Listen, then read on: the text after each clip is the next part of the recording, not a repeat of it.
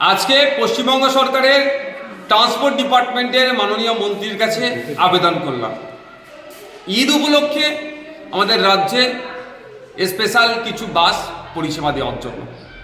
কারণ এই সময়ে ভিন্ন রাজ্য থেকে পরিযায়ী শ্রমিকরা বাড়ি ফিরেন, অনেকের যোগাযোগ মাধ্যম হচ্ছে বাসে করে ফিরতে হয় আমাদের রাজ্যের মধ্যে, এবং শহর থেকে মফস্বল এলাকাতে যারা কর্মক্ষেত্রে শহরে থাকে তাদের ফিরে আসতে অনেক অসুবিধা হয়।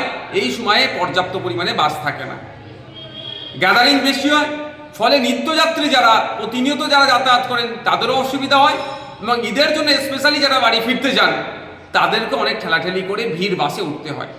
আমি রাজ্যের মাননীয় পরিবহন মন্ত্রীর কাছে আবেদন করেছি যাতে নতুন বাস নামানো যায় ঈদ উপলক্ষে, দক্ষিণবঙ্গ থেকে উত্তরবঙ্গের যে যাতায়াতের মাধ্যম যে বাস রুট যেটা আছে আরও বাড়ানোর জন্য, এবং শহর থেকে মফস্বল এলাকাও বাস বাড়ানোর জন্য। এই বাস বাড়ালে একদিকে যেমন যাত্রী পরিষেবা দেওয়া হবে, এই মানুষজনদেরকে যেমন পরিষেবা পাবে, সাথে সাথে পশ্চিমবাংলার অর্থনীতির চাকাটা হলেও একটু হলেও ঘুরবে।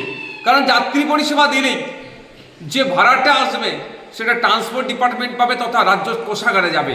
তাই মাননীয় মন্ত্রী মহাশয়ের কাছে আবেদন করছি উনি মানবিক হয়ে আমাদের আবেদনের সাড়া দিয়ে এই ঈদ উপলক্ষে বিভিন্ন রুটে ঈদ স্পেশাল বাসের তিনি ব্যবস্থা করবেন।